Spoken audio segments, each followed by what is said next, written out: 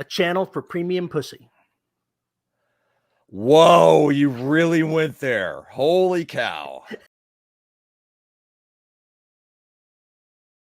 So, I understand that there are big things afoot in the life of Paul E. Cooley. I have big things afoot. Maybe it's just Bigfoot. Maybe I misunderstood completely and you've got Bigfoot living in your house. Could be. Oh, we haven't talked about my production deal. We have not, but I brought it up since you said contracts were signed. Yeah. I'm still not going to make a couple of details public yet. I need to find out when I can do that. I signed a deal with a production house to take over the audiobooks for The Black. So my audiobook versions are going to get pulled from my podcast streams, from YouTube, as well as the audiobooks from the stores. And then they will be replaced with their versions. And there's a lot of reasons for doing this. Because their voices sound better than yours? There's that, Wink, yes, wink, wink. obviously. And one of the biggest reasons for that is I've been thinking about this for a long time and having conversations with certain individuals.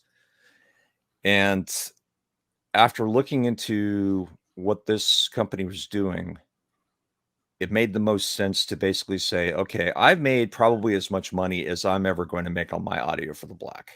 It'll keep rolling, right? But it will never be another big splash. It just won't happen. I don't have the energy nor the time to redo the Black series. I just can't. I think the audio was serviceable for its time. It sounds like shit to me. And I wish I had done a better job on that, but I've re-edited the book, which means that certain portions and quite a bit of it would have to be re-recorded anyway. The same thing is going to happen for Arrival and Outbreak, as I'm going back and fixing several things that I wish I hadn't done. And there'll be better books for it. So when I re-release them, there will be some new content, so to speak, but nothing major, just a lot of fine tuning and ditching some stupid. But the biggest deal about this is they have a vested interest in the marketing, and they have the marketing mechanism to basically make this a bestseller. And on top of that, they have a narrator that is going to be narrating it. And I think he will do a fantastic job and will bring a lot of people to my work who have never experienced it before. Coolio. So basically this means I kind of have to decide. I cut a deal with them and I haven't decided if I'm going to do it yet. It just kind of depends how things go and how my health is and everything else. But I will be allowed to podcast their version once the exclusivity with ACX expires, which they do exclusivity with Amazon or Audible or whatever for 3 months, and then they go wide. So once that happens, I could relaunch The Black, which means I could technically launch it this year on Halloween on the podcast. Relaunch The Black series and have it all go in one shot, all the way down the line. Each book, bang, bang, one ends, the other one immediately begins. Only this time it will go all the way through Oceania. And this will give me time to rewrite portions of Evolution. Since it was never published, I can do that. And this will also give me time to shore up a few things in Oceania. Haha, nice pun, Paul. Before it gets published, because right now it's a work in progress for the most part. Patrons are very understanding, but so far I think I've done a really good job with the serial. And then that will give me time to write Extinction. And I won't have to wait on audio. I won't spend any of my time jacking with that shit. It will be somebody else's problem. All of it. And the only thing that can do is help raise book sales.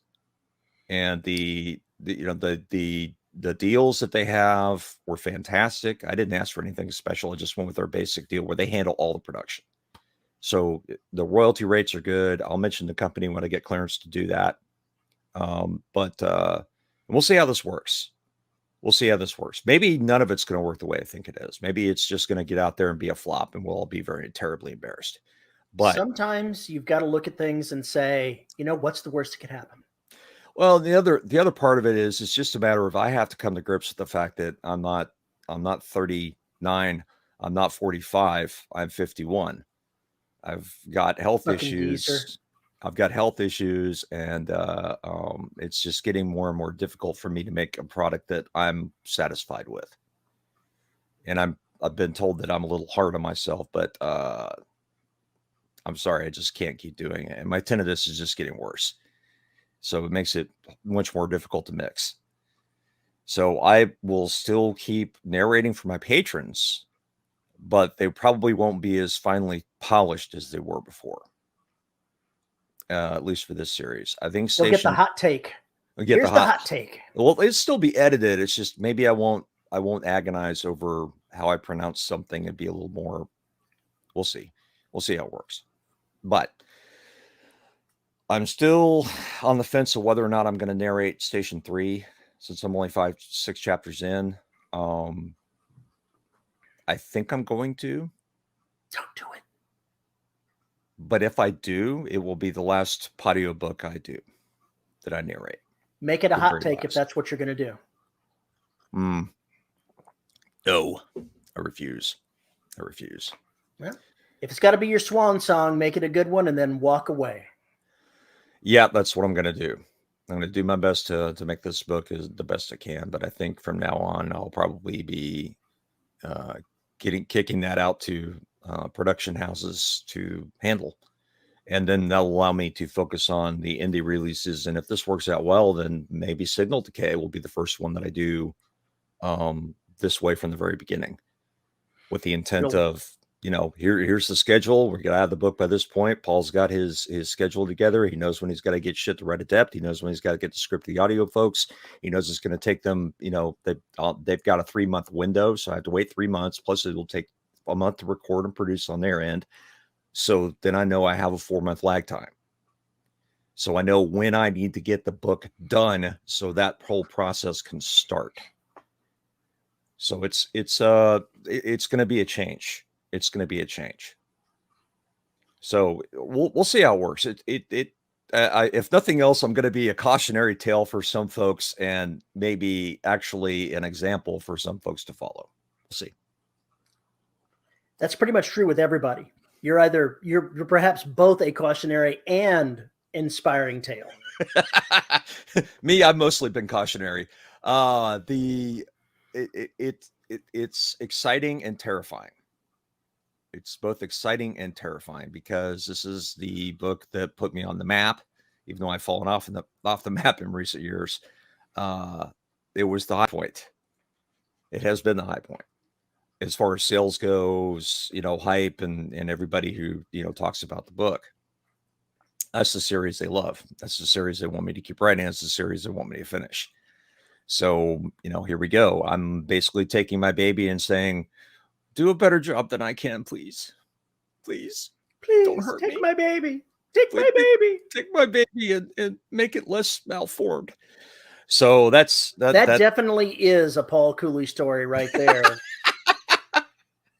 So probably what the patrons are going to get is they're going to get the script version that I send to, or mostly the script version that I will send to the production houses. But that's also my final editing pass before I do that. So then there's some shortcuts I can do, and also it will actually benefit me because by doing it that way, I will get that final check that I'm so used to getting and that I love getting by doing the podcast. But I won't have to do it all necessarily in one shot. I won't have to do it, as professionally as I've done before. That's the idea. We'll see how it works. Patrons may not be interested in this after. My podcast may die because of this, because I'm not narrating anymore. Who knows? We'll see. If it dies, it dies, and you'll have the opportunity to write more things. Well, that's the other part of that. And we've talked about this before. If I don't have to fuck around with recording the audio, which is so goddamn stressful for me. And every time I think it's going to take me a week, it ends up taking 5. Not having to do that will definitely allow me to write another book. And that's the only reason I'm not working hellbent for leather on Signal Decay in Oceania right now is because I have to deal with this black stuff. I have to go back and edit Arrival. And that's another 84,000 words I got to go through. And then I got to go through Outbreak, which I think was 108. And that has like 27 fucking characters in it. It's going to be a nightmare for me to go back over that stuff. Now I remember why I hated recording that book so much. Please shoot me. So I got to get all that stuff done. And like I said, there's the time delay, right? I got to keep that in mind. Reddit Dev is going to take 2 to 3 weeks. Well, now I know that. No, it's going to take longer than 2 to 3 weeks. They told me 2 to 3 weeks. It's for proofreading. Yes, just for proofreading. For proofreading. When I submitted my last novel to them a couple of months ago, it was 2 to 3 weeks before the proofreader could get to it. And then it was another 2 to 3 weeks before I got the product back. It was 6 weeks before I got it back. Oh, shit. So when you read that, it says 2 to 3 weeks lead time. That's to when they get started on it. Gotcha. So reset your expectations. Maybe you'll get it back in 2 weeks. A month and a half is actually a more realistic look at that. They do great work, but don't expect it to come instantly. And see, that's the other reason I really need to be buckled down and getting Arrival and Outbreak done. So I don't have to worry about that because I don't want that biting me in the ass. So folks, anybody hearing this, do not take this as a hit against Reddit Dev. They do excellent work. I would not go with anyone else, but you've got to be realistic with understanding what the time constraints are with something like that. It's not going to happen in 2 to 3 weeks. Maybe Paul will get lucky. I personally don't think so. I think he's looking at 6 weeks. We'll see. When he's done, he'll let you know. Yeah. Yes. Exactly. I go through 2 proofreadings. So, any time the first book takes between 4 and 6 weeks, and then another 2 to 3 weeks for the second pass. So it's always 2 months for me. So, expect what you get. Well, the good news for me is the first 3 novels have already been edited extensively before. You will not believe the amount of changed commas you are going to get, my friend. I know, and that's fine. But I'm saying that's why I only do 1 proofreading pass. It's hilarious going through 2 of them because you get different proofreaders. If you get the different proofreader, yep. It always happens. You don't want to have the same proofreader look over your stuff twice. That's not how you want to do it, and that's not how they do it. So I'll get 1 proofreader that'll make all the changes and whatnot. I go through the second one because I literally am paranoid about letting mistakes out there. Almost no mistakes have made it through the first set of proofreading, but the commas change. And it's funny. It's really funny because people have different tastes on where the commas go, and it really depends on who you get. Yes. And since it's fiction, all of them are valid. Yeah, pretty much. Invalid. I very rarely disagree with their decisions on commas, either the first set or the second set. Right. And that's the thing.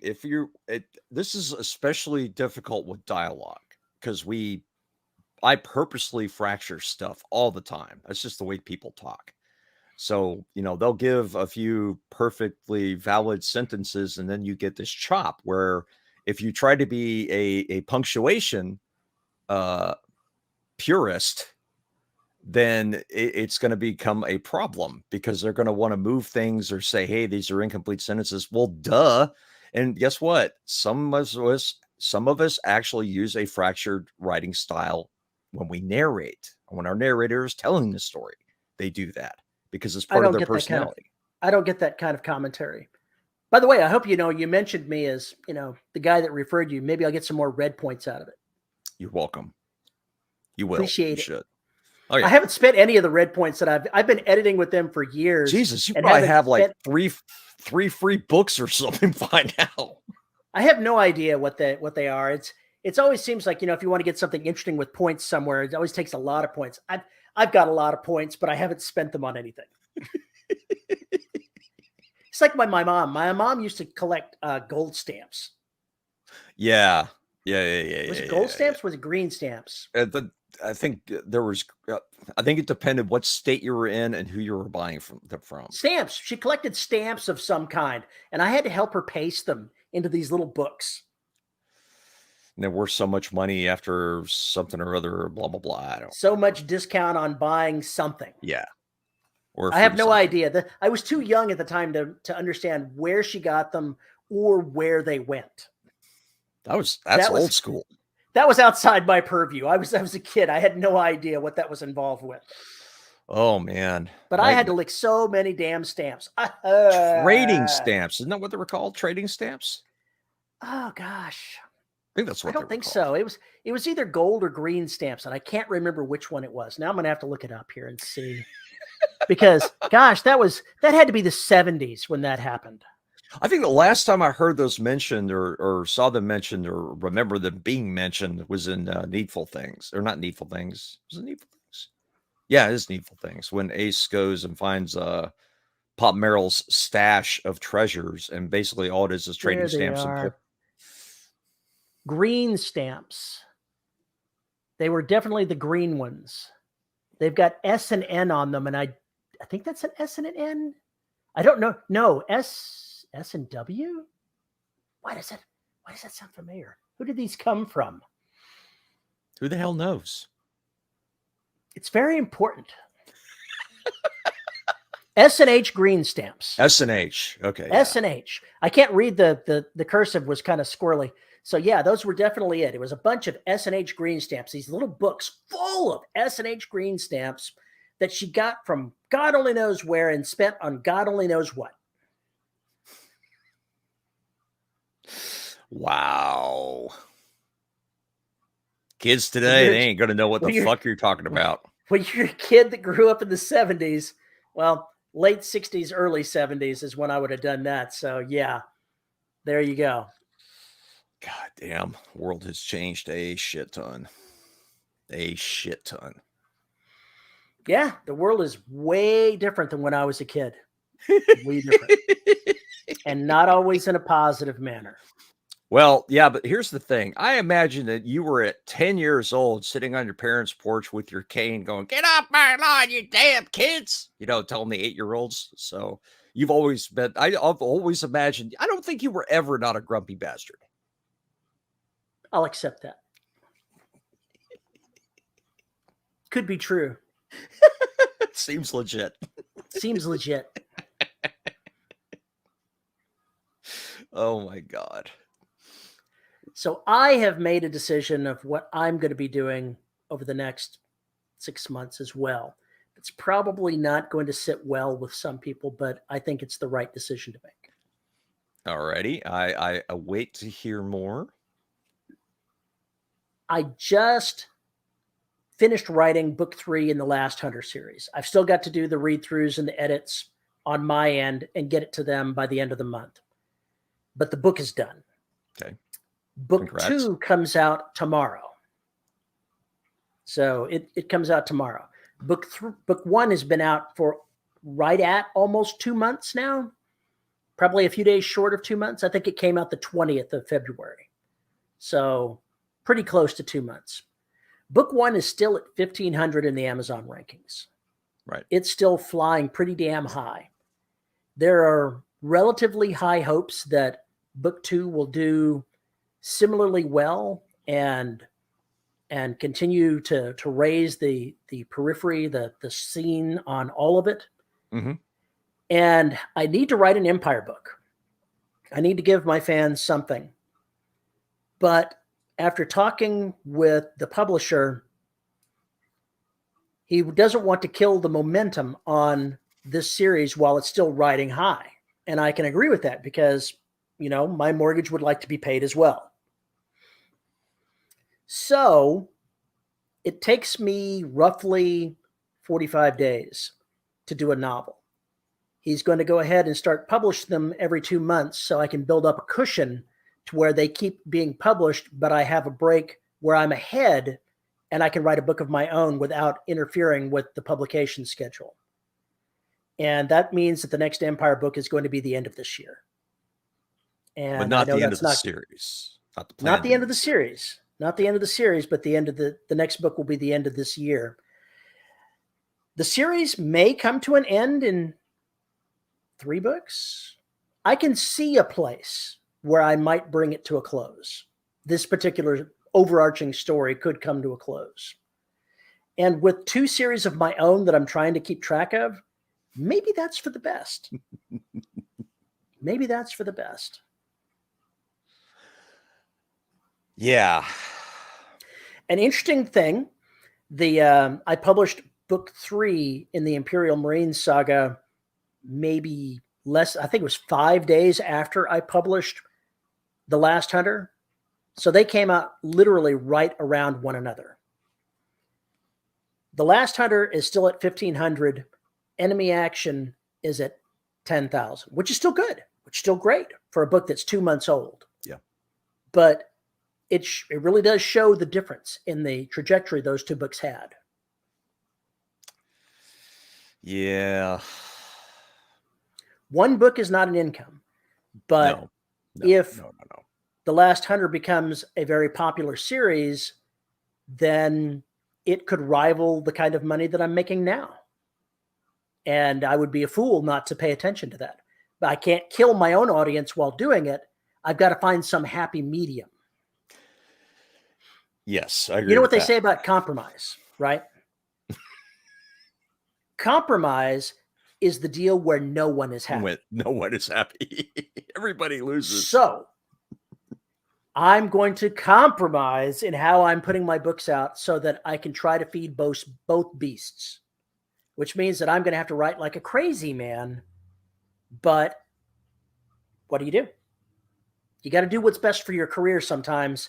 And I don't want to let the fans down, but if you're a fan of the Empire series, let me suggest you'll like The Last Hunter. Trust me, it's got almost 1,100 reviews right now that say so. There you go. There you go. I don't read reviews, but I was told that it's over 1,000 at this point. And when I looked, it was getting close to 1,100. And with a 4.6 average, that's all I look at is the average star rating. Obviously, it is not poorly received.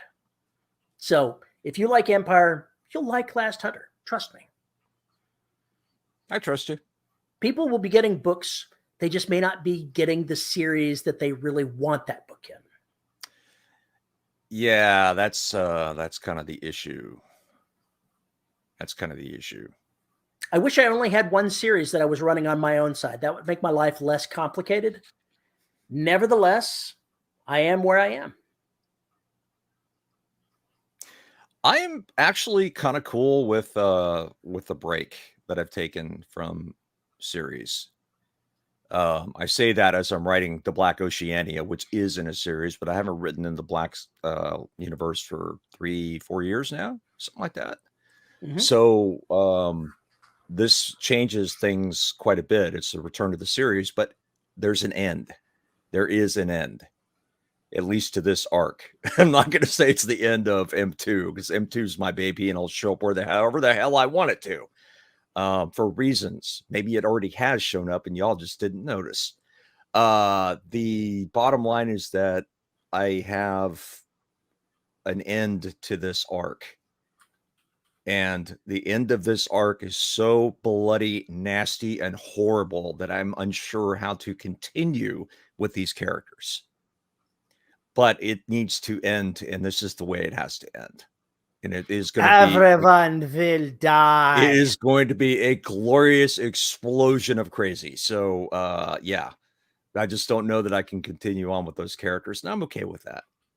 I'm totally okay with that. But I have other plans for M2. But this will definitely finish off this arc, whatever this is, whatever we want to call this. This may be the M2 arc. Maybe that's what it'll be known as. But I still have plans for the creature. We still got to figure out where the hell it came from. That ain't something these people are ever going to know.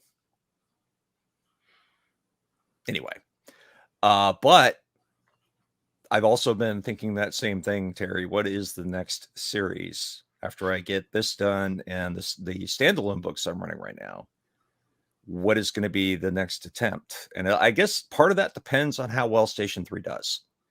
If Station 3 does really well, then I would be an absolute moron not to go ahead and continue on with Signal Decay and put out another survival horror sci-fi novel. I'd be stupid not to do it. So that's depending on how Station 3 does, I'll go back and visit exactly what that's going to look like. But people still want me to write in the Soul and Beyond universe, and I still want to write there too. I had left these characters on the precipice of a massive conflagration of crazy, and they're just taking a break right now. Chilling and relaxing. I got to give them a few moments, more moments of peace to get shit together, and but I already have a trilogy mapped out for the next leg of Soul and Beyond, which will have most of the characters from Derelict in it. It just won't be a Derelict story. So that's the only other thing I got going, besides the fact that Garaga is calling to me again. Garaga is calling to me. It is. But you know what, Terry? I have made the decision. I made this decision while I was walking the other day. If I'm going to write any books, it probably will be a very long time before I find a story where I'm comfortable including COVID. Makes sense. I don't think my realities are going to have COVID because it just causes too much of a mess for the worlds, and it's already kind of alternate reality anyway. One of the problems is that will cause negative feelings inside your novel that's not related to the novel itself.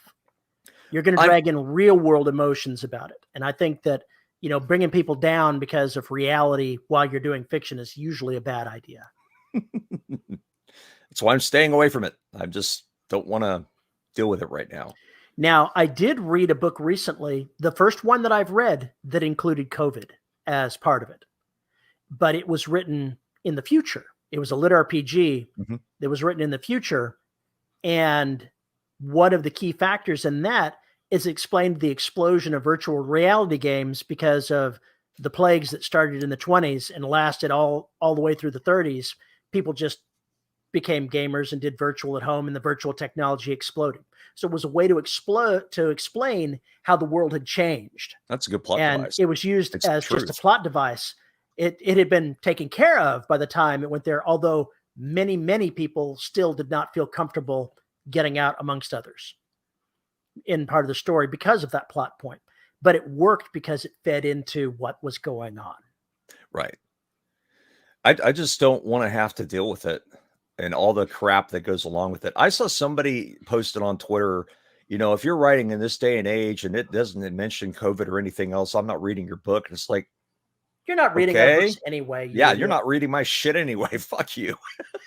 Anybody that says anything on Twitter, if person A does or Facebook thing B, then I'm not going to do anything about. You're not going to do anything about it anyway. So go away. Fuck off. So it's funny though, because it definitely displays that there is some kind of cognitive dissonance between people who are looking for information written today about today and stories that take place today, because either they're trying to find some kind of commentary or make sense of it, or they're trying to find somebody to confirm their bias. Sure. The thing that I've noticed a lot about folks on social media is that there is a very vocal minority that pushes their own agenda, whatever that agenda may be. And when they get the chance to pontificate / scream about their subject matter, then they do so. This would be like the author who obviously was simply trying to get at the top of mentions of every tweet about how much they're hated. Made the comment that all horror writers must be pedophiles, serial killers, and mass murderers and sociopaths. And some people just desire the attention. And I saw somebody retweet it, and I hit them and said, just don't. If you're gonna, if you want to share their post, GIF it. Do not mention them. Do not call out their Twitter handle. Do not allow the algorithms to find them. You're just doing them favors. Fucking quit it. It's not helping to get in that argument. All it So, does as is a give them totally firepower. unrelated subject, I just need to know, what do you think about Elon Musk wanting to buy Twitter? Um, I would leave the platform and Ooh, never that's a come strong back. feeling. Yeah. Yeah. Because he's not a free speech person. He makes it out, but he's not. He's fired people for things they've said on Twitter. He's canceled customers' orders because of their complaints on Twitter. He is not a free speech guy. He wants you to believe that he is. He is not. He's another Okay. fucking dictator. And you're not trading So, up. well, I'm not sure based on what goes on Twitter now. It may not be perfect, but I'm not sure that it's not trading up. It's definitely not getting much worse than what's already taking place on Twitter. Twitter's a cesspool.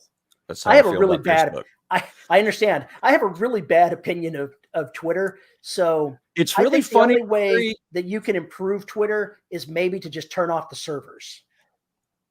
It's really interesting you say that, because let me tell you something that happened. It was very interesting.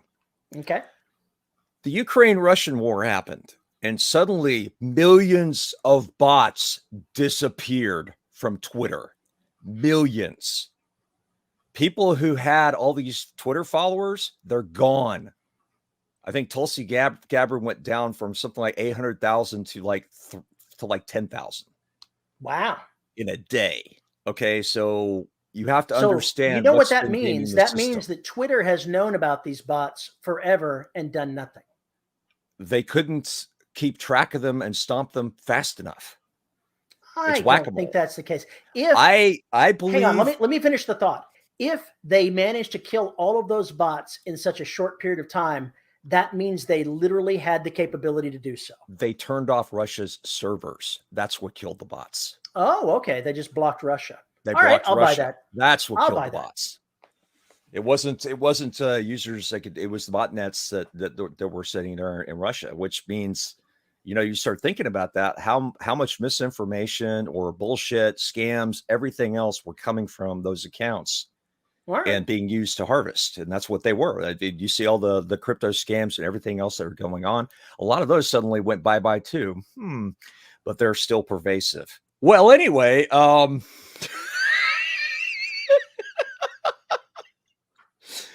the 80s was just in fantasy for me, just became this massive morass. Everybody was trying to be Tolkien or Piers Anthony, and there was like nothing in between. It was just all crazy.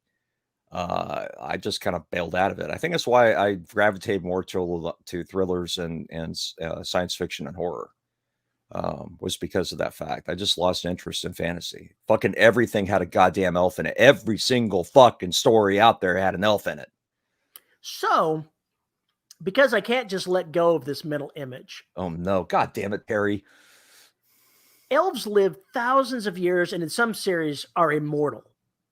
What would somebody that lives so long find erotic after 10,000 years? You see, this is why the idea of living forever just sounds like a trap to me. It sounds like the worst deal ever.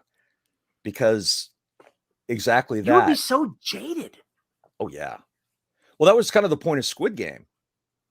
The billionaires had all gotten bored with life. They needed something to excite them, so basically they found a way to kill people and bet on it. That's fucked up. But you know what? That's reality. Unfortunately. My wife watched some show where it was kind of comedy, kind of not comedy, with people hunting other people, but it was the one that was delayed in its release because it was made to have supposedly a bunch of liberals hunting a bunch of conservatives. But it was really a mockumentary. I only watched about half of it. I need to go back and watch the beginning of it. Oh God. But it was actually pretty good. The part that I saw of it, it was making light of the whole damn thing, and it was funny. It was funny, the parts that I saw. I thought it was well done. I have to need to see the first half to see how that worked out, but the conclusion was pretty damn good. I liked it. God, that's walking a third rail. Holy shit. It seemed like they were intentionally just stomping right down the third rail with that God. movie. Well, if you stomp on it and piss off everybody, I mean, you could do that the right way if you're talented. I don't even remember the name of it, but I remember that my wife was watching it. I was like, oh, I'd heard about that in the news. It's probably going to be crap. And then I watched it and I'm like, oh no, I came into this with the wrong mindset. This is actually pretty damn funny. I'll keep watching.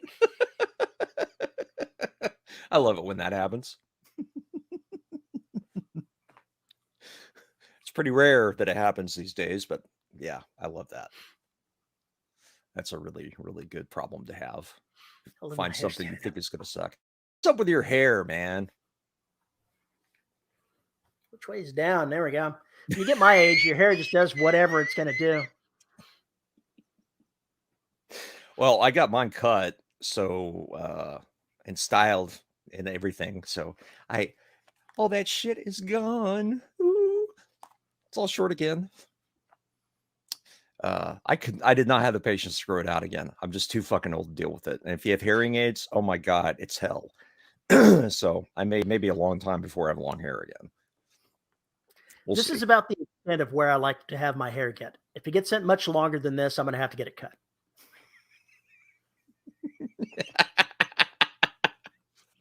I've never had it get much longer than this the entire time I've been alive. So we grew up in different ways as far as different hair lengths, and it's just I can't stand it when it gets too long. Well, I wasn't allowed to have long hair as a kid. I wasn't allowed. So you're a rebel. You're fighting against the man. No, it just I don't know. I just like it. I liked having long hair. I wasn't allowed to have it, and then I had it, and I liked it. And then every couple of years, I'd be like, okay, I can donate it. It's just something I can do. It's fun to play with. I can do really stupid things in meetings with it. One day, they were talking, and this meeting just would not fucking stop. And I wasn't feeling good. I was getting sick. So I took my hair out of its tie and just kind of went like this, and all my bangs just went down, and I grabbed my glasses and put them over, and I just sat there in my chair. And finally, the project manager looked over and looked at me and was like, well, Paul's checked out of the meeting.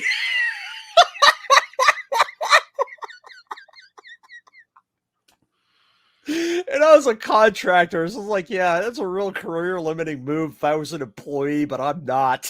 And I'm so bored of this meeting because I shouldn't even be here. This bullshit. Another example of a meeting that should have been an email. Oh, yeah. And then, of course, I'm sitting there going, well, at least I'm getting paid by the hour, you idiots. Just keep wasting everybody's time. I'm just sitting there ticking off minutes and how much that's worth per minute. I cost you $2 a minute to be in this fucking meeting. Have you figured that out? So why am I in this meeting and not actually doing work? Oh God. It's like the time that I shaved my head and went to a meeting at NASA. When I went out in the hall, I saw one of the people that I worked with, and I said something to him, and he just spun in a circle, looking around. He couldn't see me. I'd shaved my head, and he could not recognize me. He's like, where the hell are you? He literally could not recognize me. That's kind of the way I feel if I shave off my beard. I don't recognize me. I don't recognize me. I just no, thank you. I look good the way I think I look good the way I am. Thank you very much. You know, when you get to be our age, you're going to look how you look, and everybody else can either accept it or not. Fuck them. Still should have gone for the purple mohawk. You should. Maybe that's what I'm going to do for my 60th. I'm just going to say, fuck it. I'm going to just get a humongous mohawk and at least spend like a week with all the spiky and I guess they call them Liberty spikes. I can't remember. I'll have all that shit up and then I have all the pictures taken and I'll be glorious in my 60 fuck you years. Go skydiving with that on. Oh God. No skydiving. My neighbor across the street skydives. I'm halfway tempted to have him take me.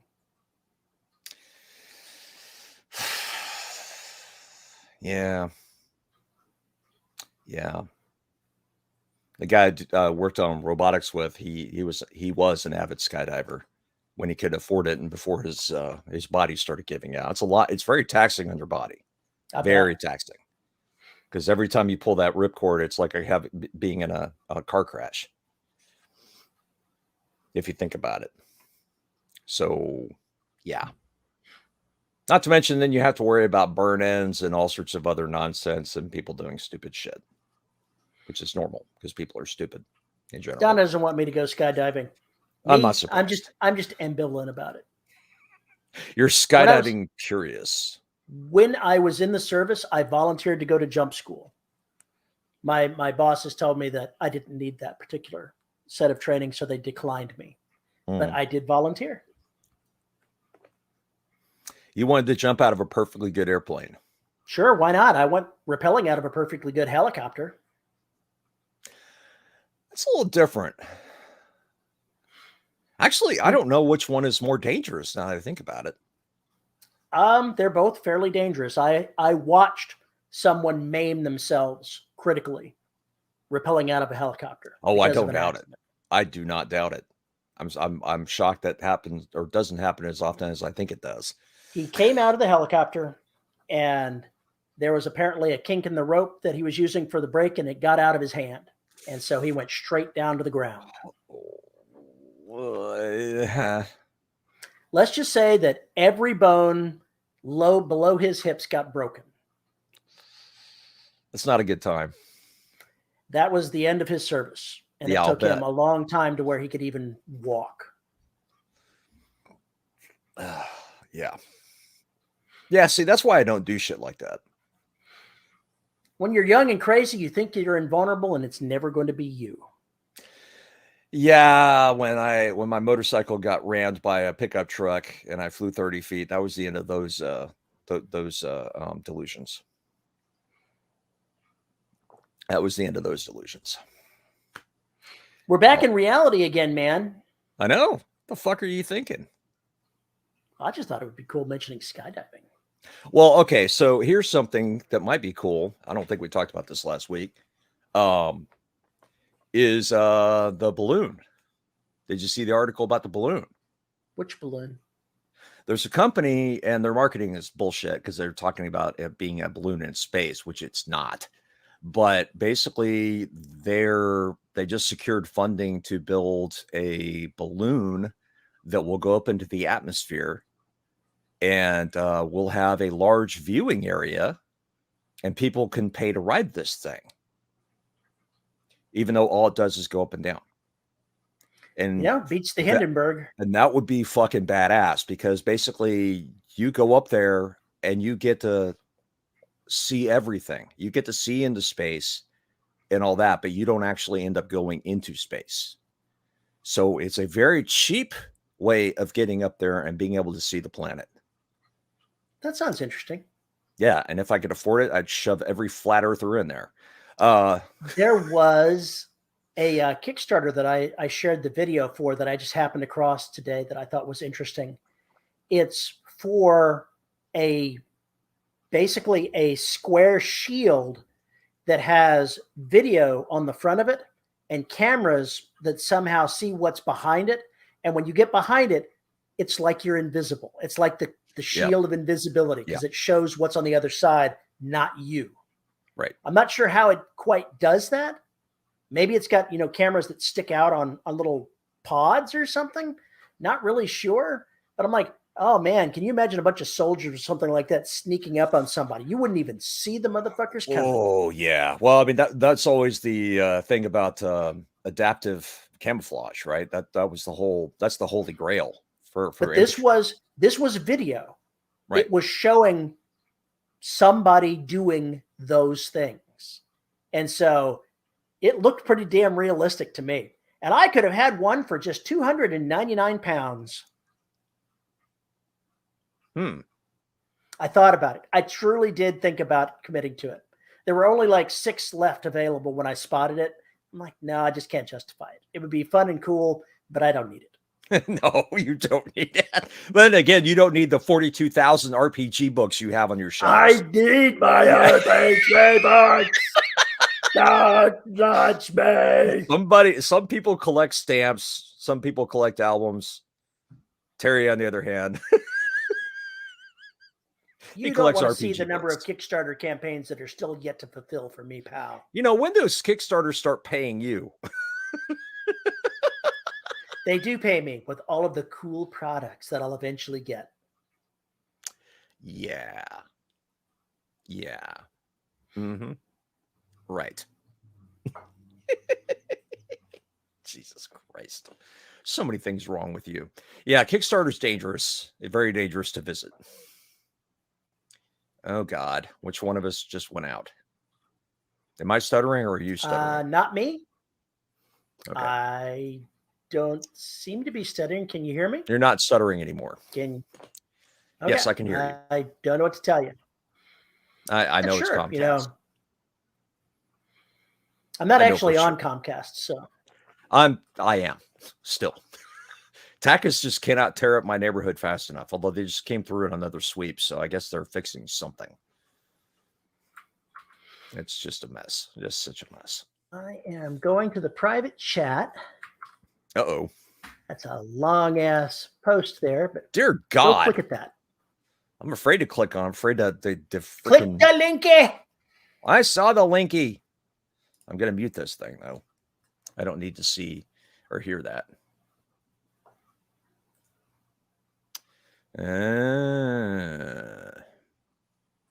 Yeah, the only problem is it's so blurred.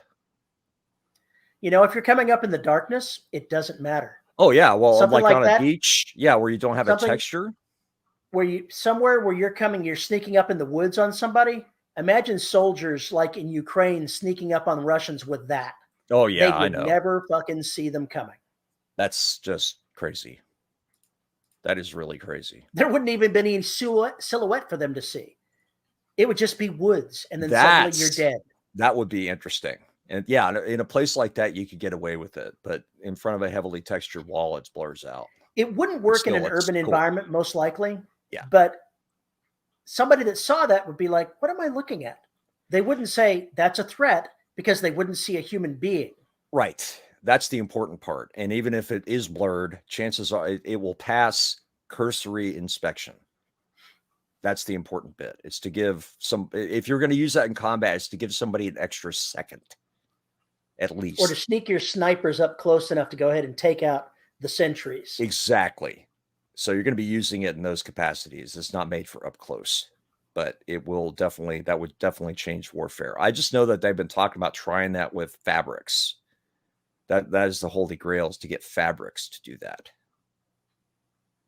And I'm sure one day they will figure out a way to make it happen, especially now that we have e-ink is on the rise and we're getting the micro thin displays. We're going to have true e-paper in a few years, looks like. I don't know what the resolution on it will be. Who the hell knows? More if any of us are ever going to be able to afford it, but that stuff is coming. And that's another thing that's going to be interesting to see what they do, because you know goddamn well the designers are going to start putting it, the fashion designers start putting that shit in their clothes, and pretty soon everybody's walking around as a goddamn billboard. You'll no longer even have to tweet. You just walk outside and all your thoughts go on this piece of paper. Oh my God.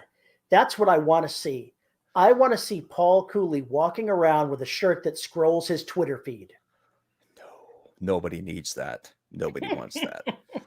No, what you want is, and what nobody needs and nobody really wants, is that to be psychically linked to you, so that every thought you have is broadcast on that, so the regulators can watch you and they know what you're thinking. Oh, that's rude. Now, what I want to see is your shirt going ahead and having your Twitter feed, and you've got a voice pickup so you could just keep adding to it as you walk. That sounds like the most dangerous thing that could possibly be put out there. That would just be. You could stop in front of some guy on the street and say, "What a douchebag dressing like this," and then his picture appears on your shirt when your glasses take a picture of him and it's posted on Twitter, and it's right there on your shirt. No, that would be the greatest thing ever, is to have a Twitch stream that you live stream that has AI back there that automatically does that and then talks to the shirt. So basically, you're streaming and he can see what you're streaming. So it's got your camera view, his view, and basically watching the picture-in-picture on the TV, or on the shirt. That would be fucking hilarious. Can you imagine reporters doing that? Going out and trolling celebrities for that shit? Oh, it'd be insane. It would be fucking bonkers. Or take that to a political news conference. Oh my God. Oh, it'd be glorious. It would be so glorious. Oh, it'd be so awesome. Then you could have these these macros or whatever the thing that goes ahead and adds like funny hats and Yeah, weird emotes. faces. Yep. What are they called? Emotes. Emotes. Okay. But I know what you're talking about. You basically have overlays that pop around their head and everything else. Yeah. Yeah, it'd be kick ass. It'd be hilarious. I'd love it. I love it. Somebody call Terry because he's got an idea for a product. That would be fun to watch from a safe distance. From a safe distance, exactly. I think it would be great to watch somebody do it. I don't want to do it because I know some of them don't have a good sense of humor, and bad things I might recommend happen. very seriously that you don't show anything like that to Will Smith, okay?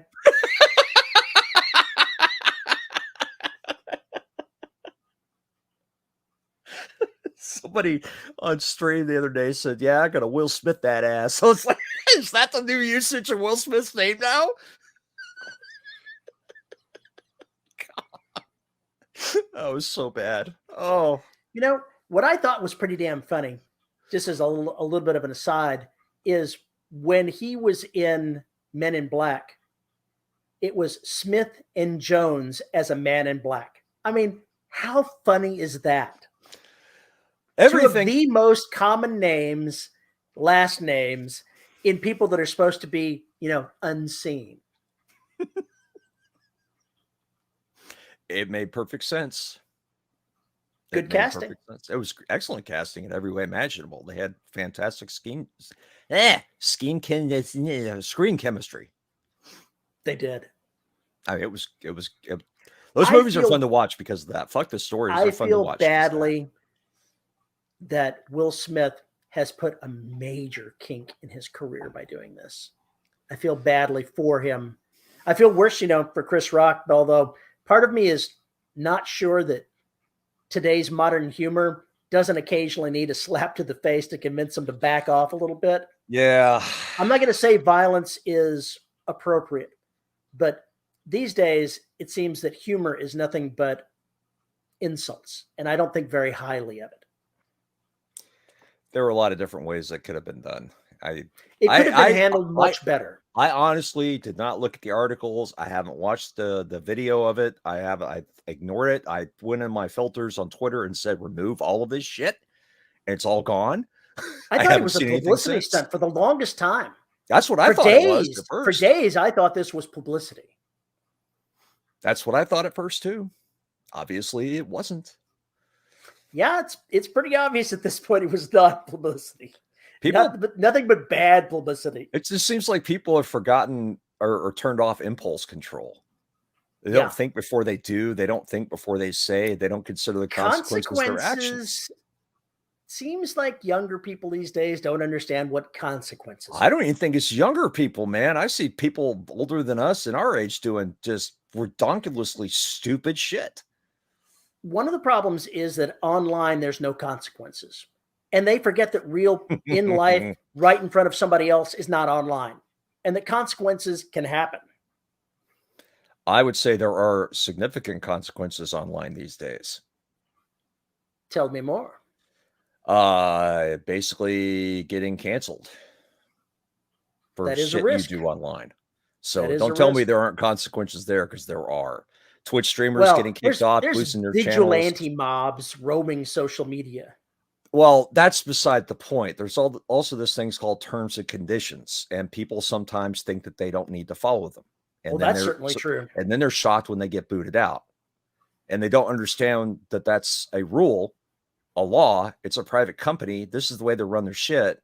You're playing in their sandbox. You have to follow the rules of their sandbox or go find another sandbox. Period. End of story. So guess what? There are consequences. You can't do everything you want to do. That's just the way life is, motherfucker. You think this is why we have speed laws. This is why we have things about not robbing people or shooting people or anything else. It's no different. Follow the rules. It's very simple. Or find a new playground. Soon we will have AI avatars policing social media. No. No. AI avatars created by Paul's books. Meta, Zuckerberg's company, they They went after Apple, saying that after Apple, basically sabotaged their money-making machine through advertising by not allowing them to sell every piece of your personal information. They complained that Apple's taking too big of a cut of developers selling stuff, right? 30%. Mhm. The same day they did this, they were arguing this. They announced their plan for crypto and NFT sales on Facebook, where they're taking a 49.1% take.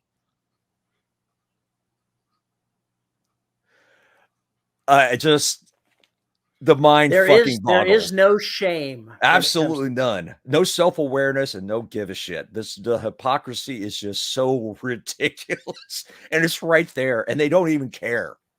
They just don't even care. They just say, people are stupid. They won't notice. No, I mean, I found this out because of the Register. I didn't see it on any other news organizations talk about it. It's like the story was only in the science or the geek rags about how bad it was. And that is troubling to me, very troubling to me. People don't understand what's going on there. And I was just couldn't believe it. Frankly, anybody that thinks crypto is a good idea, they also have problems. Yeah. If you really want to see how ridiculous Bitcoin and NFTs and all that crap is, I suggest you go to Twitter and follow an account called Falconry Finance. I've heard of them. His entire shtick is Arabian hunting falcons are a commodity and an asset. And basically he's trading them like Bitcoin. And his financial company also has they have Falcoin, which is Bitcoin based for Arabian hunting falcons. And then he has Failcoin, which shorts Falcoin. So basically you can't lose, no matter what you do, which one you're in, you're going to make money. And then he has this whole shtick about here's how you lose your house by investing in falcons. It's just fucking hilarious. It's great stuff. Great stuff. Crazy, insane account. He's got t-shirts for the UAE hockey team, which doesn't exist. It's so bad. The guy's a lunatic, absolute lunatic. Well, we were talking about the Sri Lankan, what was it, handball team? Yeah. That went to Germany and then vanished because they didn't actually exist. Nobody's ever found the people that were involved with that. I still haven't had a chance to ask Yuta about that, and I haven't done so because he's dealing with a little more pressing things at the moment. Yeah, I've seen a little bit of what's going on in Sri Lanka these days, and that's not pleasant to think about. No, I've been following his account. He's been posting a lot of stuff, and of course, because he's an amazing human being, his org, the day the riots popped up, they immediately started a new server with new stuff and basically got all the data storage they could and started taking videos and transcripts and everything of all the shit that was going on by both the protesters and the cops.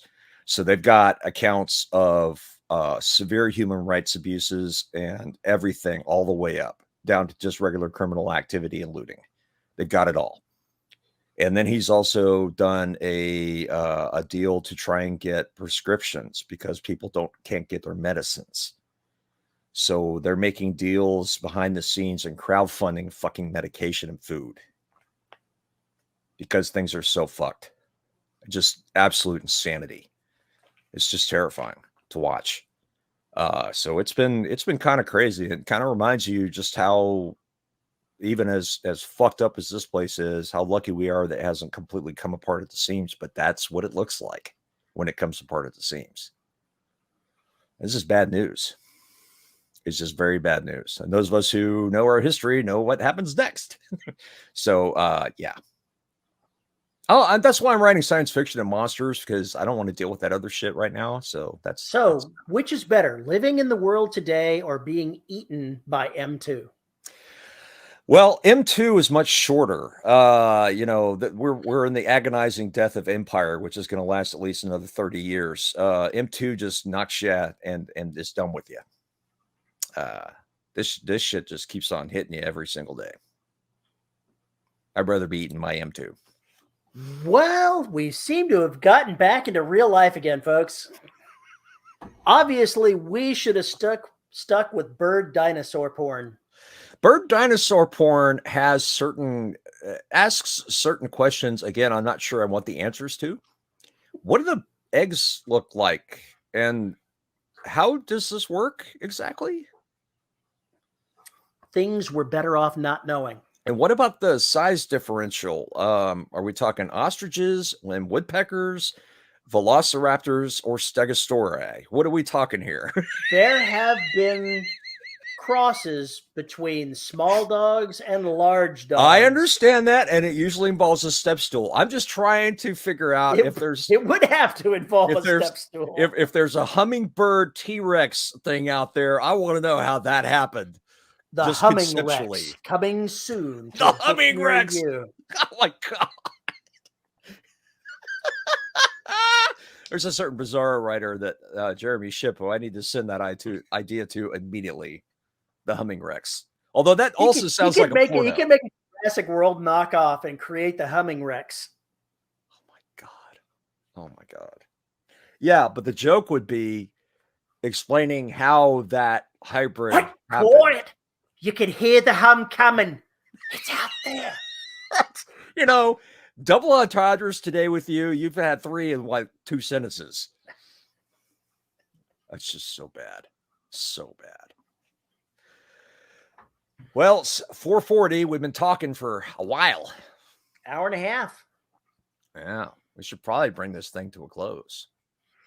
Yeah, we've already dragged the real world into it 3-4 times now. That was so We've already much- brought it. Nobody's listening anymore. I have we can so say much- anything we want right now because no one is actually. There's so much shit I got to cut out of this episode. Fuck. Anyway, if you would like to tell us about all the horrible things we said and how wrong we are, you can send an email to show@deadrobotsociety.com. You can tweet me at Paul_E_Cooley. You can find us on Facebook at the listeners of the Dead Robot Society Facebook group, the Terry Wrangles. Well, excuse you. You can find us on YouTube at youtube.com/DRS podcast to see our ugly mugs. While Terry tries to kill himself by being a jerk and totally ruining my already ruined outro. If you want to support the show, you can find us at patreon.com/DRS podcast, where for as little as $1 a month, $1 a month, you get access. $1 a month. There we go. Let me call Falconry Finance. I have an idea for another account. We're going to start making mugs as currency. I like We this. need to go ahead and, we need to have a monastery that all they do is give financial advice. God. Brother Fiducius will now give you the information that you need on your monetary finances. I just see a dude with the shaved haircut, the robe, sitting in front That's of an called abacus. a tonsure, in case Tonsure. you're wondering. Okay. I've never heard the term before. I don't know much about monks. I mean, are we talking Gregorian monks? Are we talking Buddhist monks? Any What kind of monk monks? that cuts out Any their hair monk. back here, that's called a tonsure. Okay, fair enough. Anyway, regardless, I have a new idea for him to run with that. For All right, tell as us little more. as $1 a month, you can support the show. And at the $10 amount, you get your name read. You have totally derailed the whole goddamn show. Thank you for that. And I live for this shut moment. up. Our $10 patrons are Summer Wilson, Tony L. Joy, Andrew Smallwood, Veronica Jaguar, Rick Shaw, Lisa Slack, Chris Winder, and Isabel Cushy. Thank you to all of our patrons for making this show possible and keeping us on the air. Why, we don't know. And we do have one more thing we need to take care of, though. Uh-oh. Does it involve flagellation? Flagellation, you've heard of it, right? Yeah, I just wasn't sure which word you were trying to say at the time. Flatulation is what I heard. Well, we indulge in flatulence a lot here, but that's not what I was talking Mostly about. out of our mouths. Heard a good. Wait, whoa, hold on now. I am now ultra curious about where else you flatulate from, my friend. I saw the greatest cut down of all time the other day. You know, God wasted a perfectly good asshole when he gave you teeth. That's rough. Now, we are able to be so manic because we are caffeine junkies, and we get our caffeine from corpsecoffee.com. Go up to corpsecoffee.com, check out their coffees, obviously, their their collection of boutique teas, their wonderfully weird webcomic, and tell them the Fiend Master and DRS sent you. Visit corpsecoffee.com and get the dead in your cup. There, now I've done my scary face, so we're all good. And that you have totally screwed up everything. With that, we are out of here. Have a good week, folks. We'll see you soon. No, baby.